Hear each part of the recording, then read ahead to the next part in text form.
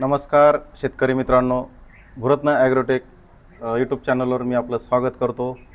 मी कृषीभूषण गोरखनाथ गोरे, राहणार माळे वडगाव, तालुका गंगापूर, जिल्हा छत्रपती संभाजीनगर। मित्रांनो, आज या ठिकाणी उपविभागीय कृषी अधिकारी आदरणीय श्री आनंद गंजेवार साहेब या ठिकाणी प्रकल्प भेटीसाठी आले। तसेच गंगापूर तालुक्याचे तालुका कृषी अधिकारी श्री बापूराव जायभाई साहेब आलेले आहेत। नमस्कार।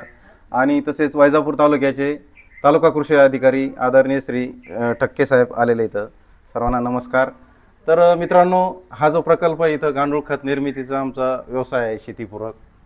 तर या ठिकाणी गांडूळ खत तयार होतं, गांडूळ बीज निर्मिती होते। ज्या शेतकऱ्यांना घरी गांडूळ खत तयार करायचं त्यांना गांडूळ बीज पण इथं निर्मिती करून विक्री होते।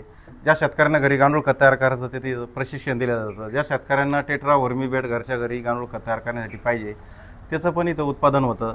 तर मित्रांनो, अधिक न बोलता आज जे कृषी विभागाचे अधिकारी योगा इथं व्हिजिटसाठी आलेले, तर त्यांना मी विनंती करतो की याविषयी बोलावं। नक्की।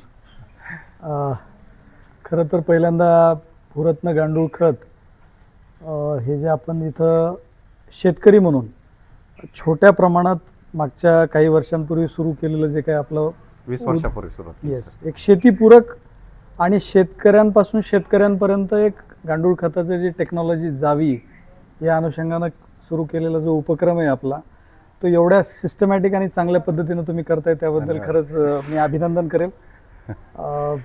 आता तुमच्याकडे सगळ्या बाबी आम्ही बघितल्या, तर ज्या पद्धतीनं बेड्स तयार केलेत आणि अगदी शास्त्रीय पद्धतीनं ज्याला म्हणतो आपण खतांचं उत्पादन घेतलं जातं आहे आणि ॲट द सेम टाईम गांडुळाचं जे कल्चर आहे तर त्याची सुद्धा तुम्ही जी निर्मिती करताय, हो इथं कल्चर जे कल्चर आहे त्या अनुषंगानं, तर निश्चितच फार सुंदर पद्धतीचं आपल्याला जे आहे ते गांडुळाचं कल्चर जे ते इथं आपल्याला बघायला मिळेल।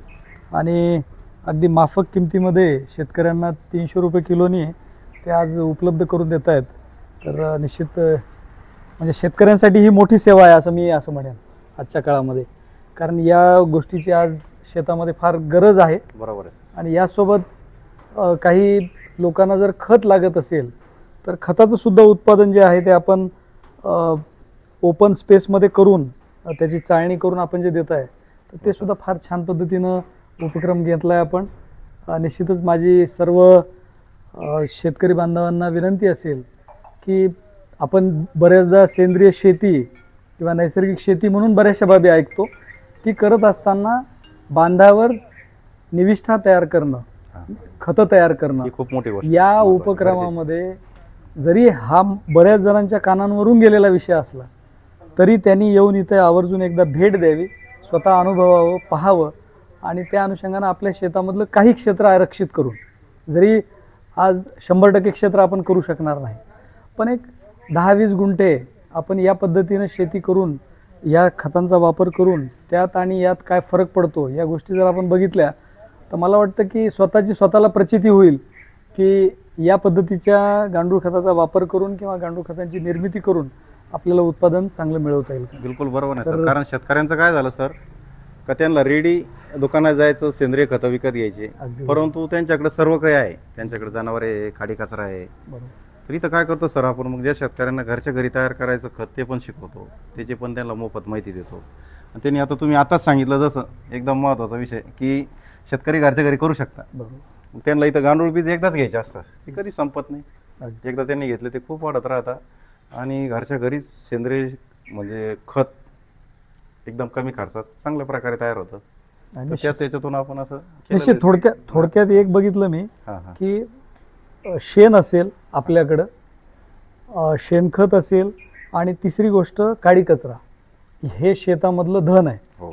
आणि या धनाचं तुम्ही जर प्रोसेस केली, त्याच्यावर प्रक्रिया केली आणि प्रक्रिया करून तुम्ही जर त्यात फक्त गांडूळ जर कल्चर जर सोडलं आणि जर या पद्धतीनं जर तुमचं खत तयार होत असेल, बिलकुल सर, आणि त्या खतावर तुम्ही 10-20 गुंठे काही करा, तुम्हाला जे वाटतंय, तुम्हाला वाटत असेल फळबागेला वापरायचं फळबागेला वापरू शकतो, भाजीपाल्यात करायचं भाजीपाल्याला वापरू शकतो। म्हणजे जे तुम्हाला क्षेत्र आरक्षित करायचं ते आरक्षित करून नैसर्गिक शेती किंवा जे सेंद्रिय शेती म्हणतो आपण त्या पद्धतीच्या बाबींचा आपल्याला अनुभव घ्यायला काहीही हरकत नाही। आणि काडी सोबतच आपले सगळे रिसोर्सेस, काडी कचरा असेल किंवा ज्याला म्हणतो आपण शेणखत, ह्याची प्रक्रिया होऊन हो. सर्वोत्तम त्यातले कंटेंट जे ते त्याच्यामध्ये यायला आपल्याला मदत होऊ बिलकुल बरोबर. आणि त्याला सर आपण काय केलं याच्या पलीकडे जाऊन, जे नत्रस्फुरत पालाचे बॅक्टेरिया NPKचे, तसं जे आता वेस्ट डिकम्पोजर आहे त्यात पण 80 प्रकारचे बॅक्टेरिया येतात. तर मग आपण काय करतो, शेतकऱ्यांना सल्ला देतो का तुम्ही गांडूळ घेतले, तुम्ही आता शेणखत काडी कचरा आणला खत तयार करणार आहे, पण त्यांना काय करतो त्यात तो पण सल्ला देतो का वेस्ट डिकम्पोजर आहे मल्टिप्लाय करा, ते एकदाच घ्यायचं आणि विरजन म्हणून ठेवायचं असतं आणि ते पण त्याच्यावर वापर करा गांडूळ खतावर. मग 2 महिन्यातून 2दा सांगतो वापरायचं. मग त्याच्यामुळे होतं काय, ते खत पण लवकर तयार होतं आणि त्या खताचा पण चांगला रिझल्ट, म्हणजे अजून त्याला आपण प्लस केलं बॅक्टेरियायुक्त गांडूळ खत. बरोबर. तुम्ही म्हणल्याप्रमाणे तसंच आपण त्याला म्हणजे अशा पद्धतीनं इथं बनवून शेतीला पण वापर करतो आमच्या आणि शेतकऱ्यांना पण सल्ला देतो अशाप्रमाणे. नाही, छान आहे. हुमणीचा याच्यातनं प्रादुर्भाव जो आहे तो आपल्याला कमी करायला मदत होईल हो. असं काय मला वाटतं. होतं, शेतकरी डायरेक्ट गांडूळ खत डेपो लावतात आणि गांडूळ सोडतात, खतं तयार करतात. परंतु काय होतं त्याच्यामध्ये जे हुमणी म्हणले ना, ती पण अळी ती शेणामध्ये तयार होते. मग त्याला जर आपण वेस्ट डिकम्पोजर वापरलं ना, मग जी हानिकारक बुरशी असेल किंवा इतर कीड असेल तर त्याचं नियंत्रण होतं आणि ते खताचा रिझल्ट चांगला येतो असं. नाही, निश्चितच आज आपण इथं आहोत आणि भूरत्न गांडूळ खत व बीज निर्मिती प्रकल्प जो काही गोरखनाथजी गोरे साहेब आहेत आणि मंगेशजी गोरे साहेब त्यांचे चिरंजीव त्यांना त्याच्यात मोठी मदत करतायत. तर खरंच दोघांचंही मी याच्यामध्ये मनापासून आपलं अभिनंदन करेन आणि आपल्या पुढच्या वाटचालीला आणि तुमच्याकडनं हे तंत्रज्ञान अनेक शेतकऱ्यांना परिसरातले असतील, तालुक्यातले असतील किंवा आजूबाजूच्या उपविभागातले असतील, जिल्ह्यातले असतील, यांच्याकडे जावं असंच मी कृषी विभागाच्या वतीनं मनस्वी म्हणजे इच्छाही व्यक्त करतो आणि शेतकऱ्यांनाही आवाहन करतो की आपण या पद्धतीनं याचा विचार करावा. जय हिंद, जय महाराष्ट्र. धन्यवाद. धन्यवाद.